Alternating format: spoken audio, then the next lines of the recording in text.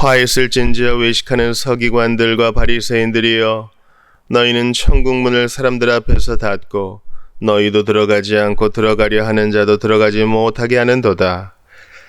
화 있을진저 외식하는 서기관들과 바리새인들이여, 너희는 교인한 사람을 얻기 위하여 바다와 육지를 두루 다니다가 생기면 너희보다 배나 더 지옥 자식이 되게 하는도다. 화 있을진저 눈먼 인도자여, 너희가 말하되 누구든지 성전으로 맹세하면 아무 일 없거니와 성전의 금으로 맹세하면 지킬지라 하는도다. 어리석은 맹인들이여, 어느 것이 크냐? 그 금이냐? 그 금을 거룩하게 하는 성전이냐? 너희가 또 이르되 누구든지 제단으로 맹세하면 아무 일 없거니와 그 위에 있는 예물로 맹세하면 지킬지라 하는도다. 맹인들이 어느 것이 크냐? 그 예물이냐? 그 예물을 거룩하게 하는 제단이냐? 그러므로 제단으로 맹세하는 자는 제단과 그 위에 있는 모든 것으로 맹세하며, 또 성전으로 맹세하는 자는 성전과 그 안에 계신 이로 맹세하며, 또 하늘로 맹세하는 자는 하나님의 보좌와 그 위에 앉으신 이로 맹세함이니라. 화 있을진저 외식하는 서기관들과 바리새인들이여, 너희가 박하와 회향과 근처의 11조는 들이되 율법에 더 중한 바 정의와 긍휼과 믿음은 버렸도다. 그러나 이것도 행하고 저것도 버리지 말아야 할지니라. 맹인된 인도자여, 하루살이는 걸러내고 낙타는 삼키는도다. 화 있을진저 외식하는 서기관들과 바리새인들이여, 잔과 대접의 겉은 깨끗이 하되 그 안에는 탐욕과 방탕으로 가득하게 하는도다. 눈먼 바리새인이여, 너는 먼저 안을 깨끗이 하라. 그리하면 겉도 깨끗하리라. 화 있을진저 외식하는 서기관들과 바리새인들이여, 회칠한 무덤 같으니 겉으로는 아름답게 보이나 그 안에는 죽은 사람의 뼈와 모든 더러운 것이 가득하도다.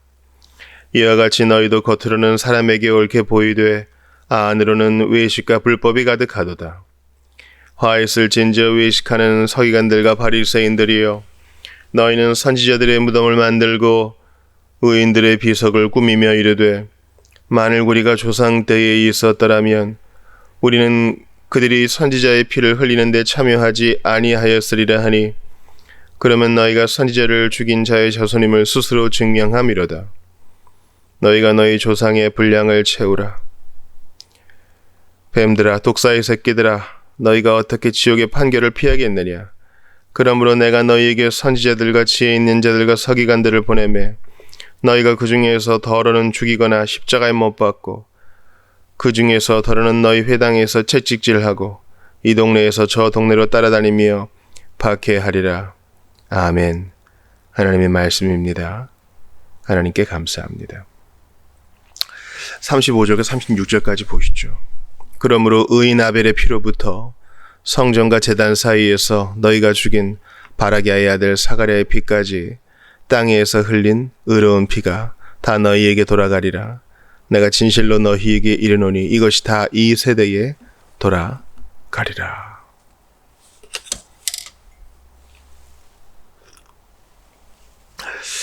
오늘 본문은 마태복음 5장에 나타난 팔복과 대조되는 본문으로 알려져 있어요. 7가지 화다 혹은 8차례의 화다 이렇게 표현하기도 합니다.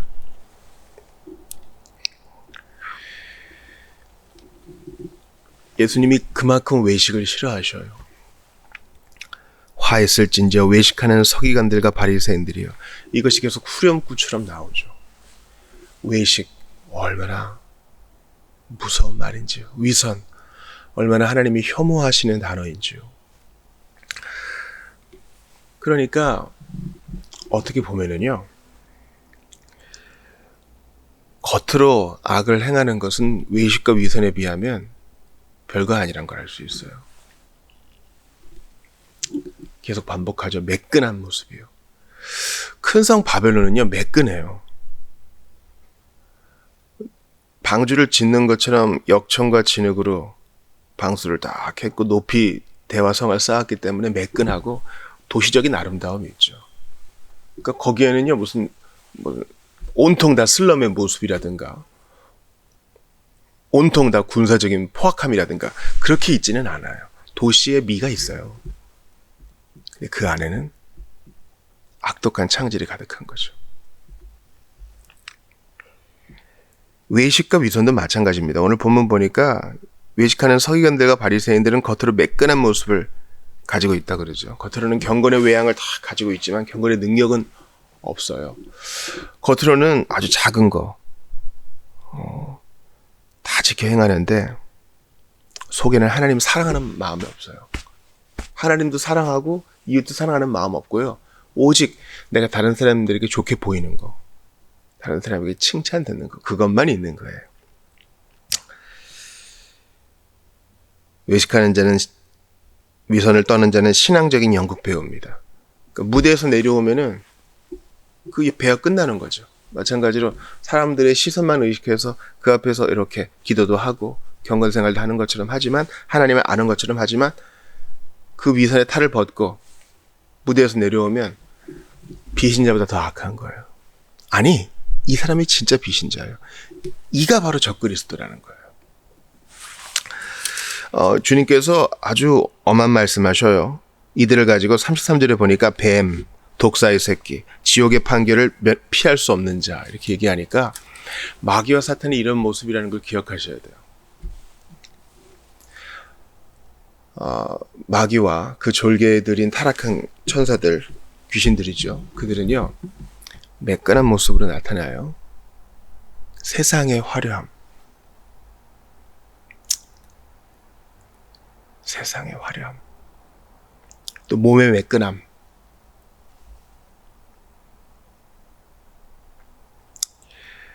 그런 것이 얼마나 여러분 매력적이에요. 그렇죠? 요즘 이렇게 보면은 운동하시는 분들이 많아요. 그러니까 운동도 이렇게 양극화로 진행되는 것 같아요. 정치도 양극화로 진행되는 것 같고요. 운동을 아주 중독에 가깝게 즐기시는 분도 있고 하시는 분도 있고, 운동을 아예 안 하는 사람도 있어요. 그냥 보는 걸로 만족하죠. 근데 운동을 하는 대부분의 사람들의 이유는요, 좋은 몸매를 갖고 싶어서 그래요. 그거 나쁜 건 아니죠. 그런데 근육이라는 것은 겉으로 보이는 근육도 있고 실근육이라고 겉으로는 별로 그렇게 좋아 보이지 않지만 실제 그 노동을 하거나 그 일을 하는 데는 탁월하게 최적화된 근육이 있어요. 그러니까 이제 헬스를 하는 사람과 또 복싱을 하는 사람이 만약에 4강 링에서 만나면 게임이 안 되는 거죠. 같은 체급이라고 할 때. 제가 이 말씀을 드리는 이유는 지나치게 운동이 편중되어 있는 것처럼 보여서 그래요. 안 그런 분들도 계시겠지만 대부분 헬스 하시는 분들은 좋은 외양을 원하는 거죠. 그래서 어떤 분들은 약도 쓰지 않습니까? 건강한 마음으로 헬스 하시는 분들이 훨씬 많은 걸 알아요. 그러나 사회적인 분위기, 또 큰 성 바벨론의 정신, 마귀가 쓰는 획책은 뭐예요? 네가 겉으로 매끈하게 보이면 너도 좋고 사람들도 너를 좋게 볼 것이고 네 자존감도 올라갈 거야. 마치 거기에 모든 게 달린 것 마냥 우리를 호도할 수 있다는 것입니다. 이 매끈함 속에서 주님은 큰 화를 발하십니다. 우리 주님께서는 자신이 창조주이심을 드러내세요. 자신이 조물주여 하나님이심을 드러냅니다. 선지자들을 보내시는 분임을 나타냅니다. 우리 주님께서 아주 노골적으로 이런 말씀을 하시는 것은 서기관들과 바리새인들의 위선과 외식이 지난 3년간의 공생의 사역으로 조금도 바뀌지 않았기 때문이에요. 그러니까 마치 지옥에 있는 자에게 또 지옥에 떨어질 자에게 심판을 선언하듯이 아주 심판자의 모습을 보여주시는 것이죠.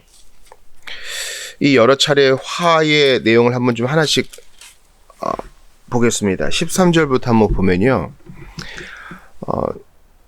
이 외식이 얼마나 나쁜지 청문을 닫아버려요. 복음을 못 듣게 하고 자기도 안 듣고 남도 못 듣게 하는 것이죠.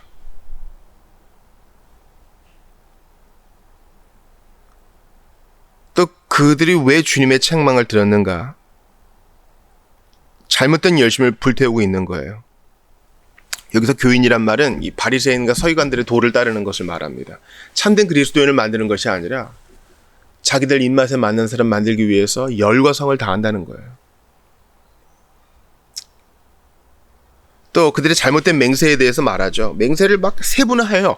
제단과 제단에 드리는 예물, 성전과 성전의 금, 뭐가 더 중요한가? 근데 거기에다 하나님이 연루해 계시다는 사실을 모르는 거죠. 그래서 맹세를 짓거려 놓고는 이건 더 중요한 맹세, 이건 덜 중요한 맹세, 이건 지켜도 될 거, 안 지켜도 될 거, 꼭 지켜야 되는 거, 이렇게 나누는 겁니다.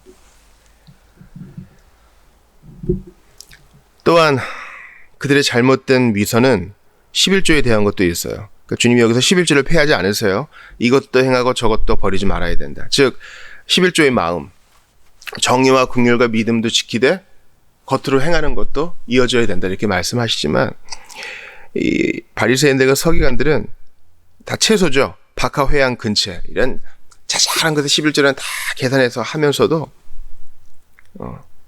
정작 속으로는 탐욕을 부린다는 거예요.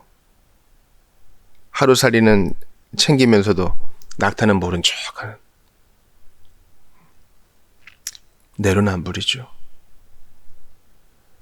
또 잔과 대접에 겉만 깨끗이 하고 속은 엉터리로 한다는 거예요. 많이 오염돼 있어서 거기다 음식 담아 먹으면 건강 상하는데 그런 거 신경 안 쓰고 잔과 대접이 깨끗한 것에만 신경 쓰는 것을 예수님이 책망하십니다. 또한 그들이 회칠한 무덤과 같음을 드러내시죠. 이것은 아까 그 더러운 잔과 대접과 같은 것이죠. 안에는 시체가 썩고 있는데 회칠을 해가지고 그럴듯하게 보이는 것이죠. 또한 29절에 보니까 선지자들의 무덤 만들고 의인들의 비석을 꾸미면서 우리의 그 선지자들과 의인들이 이렇게 핍박을 당했지. 우리라면 안 그랬을 텐데. 하지만 주님은 너희들이 바로 그들이다. 너희들이 선지자 핍박하고 내가 보낸 의인들을 죽인 사람들이 바로 너희다. 과거에 너희들이 살았다면 똑같이 했을 것이다. 너희는 앞으로도 내가 보낸 자들을 십자가에 못 박고 죽이거나 박해할 것이다. 의인 아벨의 피로부터 사가랴의 피, 이 사가랴는 역대하에 나오죠. 이 히브리어로 된 구약 성경은 창세기로 시작해서 역대하로 끝나기 때문에 주님이 구약 전체를 통틀어서 그들의 의로운 피에 대해 너희가 책임이 있다 이렇게 말씀하시면서 이 세대에 대한 참혹함을 드러내십니다. 그러니까 예수님께서 마지막 날에 심판하실 때도 먼저 성전에서부터 에스겔에서 나온 것처럼 성전에서부터 정화하실 거예요. 이 말은 뭐냐? 기독교를 입에 달고 사는 자들, 기독교가 거의 생활이요 문화인 자들부터 심판하실 거란 겁니다. 외인부터 하는 게 아니라요. 에스겔 보세요. 성전에서 우상숭배가 막 벌어지고 있잖아요. 주님이 그거 가증한 거라 그랬어요. 여러분, 신앙생활이라는 것은요, 매일 주님과 동행하고 동거하고 매일 회개하고 자백하지 않으면 가장 고상한 것이 썩기 때문에 구린내가 요동칩니다.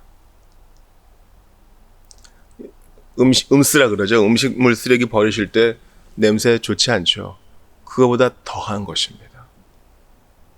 동물의 시체가 썩는 것보다 더한 구린내가 어디에서 나요? 경건을 빙자한 외식!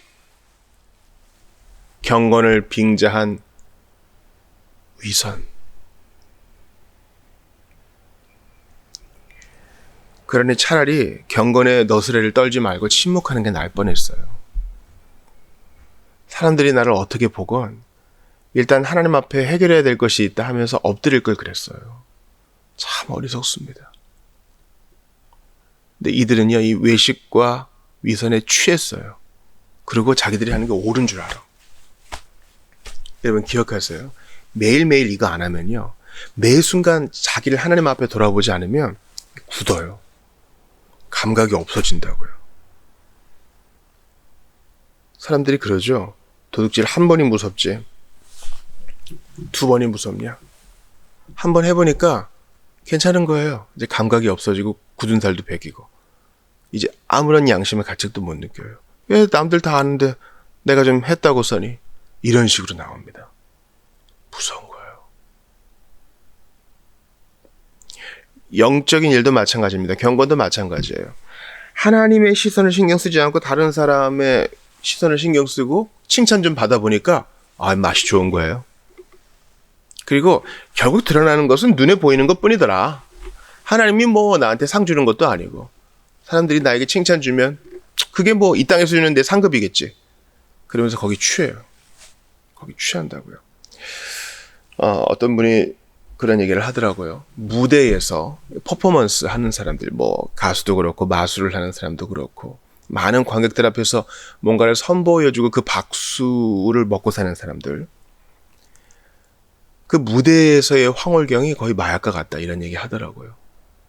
그래서 무대 밑의 삶을 견디지를 못한대요. 물론 이제 성숙하게 그것을 잘 통합해낸 사람들이 많겠지만요. 그래서 한 인간으로서의 자기는 돌아보지 못하고 오직 그 기능을 수행할 때 사람들이 박수 쳐주고 인정해주고 환호해주는 거기에만 취해가지고 온전한 생활을 못하는 거예요. 거기 취한 거죠. 약에 중독된 것처럼요. 제가 로안 윌리엄스가 쓴 사막의 은자들, 사막의 수도사들에 대한 글들을 보면서 많은 오해가 풀렸고 또 많은 도전을 받고 있습니다. 그들은 혼자만의 경건이 최고인 줄 알고 사막으로 간 게 아니라 이런 위선으로부터 피한 것이었어요. 왜냐하면 그들도 공동생활을 했고 거기서도 이웃이 있었기 때문이죠. 그러니까 이것은 지독히 싸워야 될 원수입니다. 뭐가요? 위선과 불경건, 외식이라는 원수 말이에요. 기도 시간입니다. 슬쩍 봐요. 언제 끝나나. 나도 비슷하게 끝내거나 좀 더 오래 해야지. 차라리 기도 안 하는 게 나을 뻔했어요. 나의 영혼을 위해 성경 읽는 게 아니라 오늘도 성경 안 읽으면은 뭐라 그러겠지. 그리고 내가 성경을 읽어야 좀 아는 척을 할 수 있겠지. 아니면 대화하다가 부끄러울 수 있다. 동기가 좀 잘못되었죠. 어떤 분들은 그러실지 몰라요. 목사님 그래도 성경 안 읽는 것보다 낫지 않습니까? 근데 지내다 보니 그렇더라고요. 오히려 안 읽고 한 절이라도 묵상하고 차라리 기도하고 겸손히 내가 아는 거 붙드는 게 나을 수도 있겠다 싶은 순간이 있어요. 사람이 위선과 불경건과 외식이 이렇게 참혹하니 무서워요. 우리는 경건한 척하면서 교만을 떠나는데 선수예요. 그러니 매일 싸워야 돼요. 근데 이 바리새인과 서기관들 책망을 들었지만 그들에게 배울 것도 있죠. 15절 보니까 교인한 사람 얻기 위해 바다 육지 두루 다니다가 생기면 너희보다 배나 더 지옥 자식이 되게 한다. 이들이 보인 부지런한 수고를 통해 우리가 좀 동기부여를 받을 필요가 있어요. 우리는 바른 교리에 근거해서 행한다고 하면서도 복음을 전하는 데 어떤 고통과 희생도 치르지 않기 때문입니다. 우리의 게으름을 돌아보게 해줘요. 오히려 주님께 칭찬되는 애들이 헌신과 열심에 있어서는 우리보다 나은 거예요. 우리가 주일에 기부온 사람 봤죠. 그리고 불중한 청지기, 해고되었으나 다시 복직된 청지기 봤잖아요. 그들만큼 하냐고요. 나는 옳은 걸 믿고 있어. 난 이렇게 외식은 하지 않을 거야.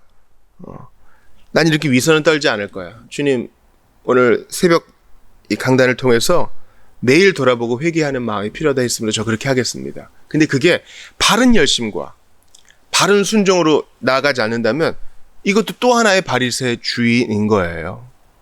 여러분께 권합니다. 여러분, 게으름 멀리 하세요. 주님이 23절에 이것도 행하고 저것도 버리지 말아야 된다 그랬잖아요. 바른 교리를 견지하시고 성실하게 살아요. 주님이 나를 인도하시네 하면서 너무 많이 자지 마세요. 여러분이 몸이 아프면 누워야 돼요. 와병 중일 땐 치료를 받아야죠. 근데 그렇지 않은데 계속 누워. 특별히 알고리즘 위험 조심하세요. 밥 먹고 잠깐 누워서 이거 보는데 어느덧 잘 시간 되는 경우 있잖아요. 근데 뭐 잠이 오나요? 각성이 돼가지고. 조심하셔야 돼요. 내가 쓰러질 듯 피곤하지 않으면요, 하던 일을 하셔요. 직장에서 자기 일을 하는 사람도 그렇게 대충 하지 않아요. 열과 성을 다하는 자가 보스에게 칭찬도 받고 승진도 하는 겁니다. 근데 우리가 하나님의 일을 한다 그러고, 입으로는 뭐 청산유수에 뭐 사명을 감당한다 그러고, 뭐 섬긴다 그러고, 그런데 생활은 개차반이에요. 뭐 열성도 없고, 부지런함도 없고, 성실함도 없고. 예전에 한 교육자가 그런 얘기 했어요. 길에서 양말 파는 사람보다 우리가 열성이 부족하다고 한 적이 있어요. 그렇게 꾸짖은 적이 있다고요. 조심해야 돼요. 복음을 전한다고 하는데, 하나님을 섬긴다고 하는데, 아니 저작거리에서 윷놀이하고 고스톱 치는 사람들의 열정만도 못해서야 되겠습니까? 우리는 정말 정신 차려야 돼요. 또 23절에